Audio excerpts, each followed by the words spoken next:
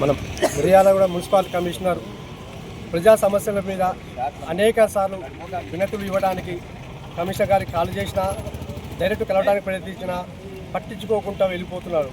Municipal commissioner ఇందుల మీద ఒక చిన్న చూపు వైఖరి ప్రవర్తిస్తున్నాడు. అనేక విధాలుగా హిందువులను ఇబ్బంది పెడుతున్నాడు. మున్సిపల్ సమస్యల మీద ఇటువంటిది వాటర్ల దోమలు కానీ సాగునీటి సమస్య గురించి కూడా ఎటువంటిది పట్టించుకోవట్లేదు.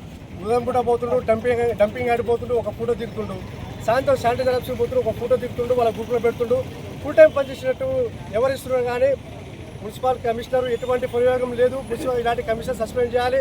ఒక చిన్న ఉదాహరణ చెప్పదలుచుకున్నాం. మున్సిపల్ కమిషనర్ వాడే వెహికల్ ప్రైవేట్ వెహికల్ అంటే ఎల్లో ప్లేట్ వెహికల్ వాడాలి. కానీ అతను వాడకుండా తన సొంత వెహికల్ వాడుతూ దాని మీద నెల 32,000 రూపాయలు అద్దెకి రుసుము చెల్లిస్తున్నాడు. ఇలాంటి కమిషన్ని ఖచ్చితంగా బర్తాపు చేయాలని కోరుతున్నాను.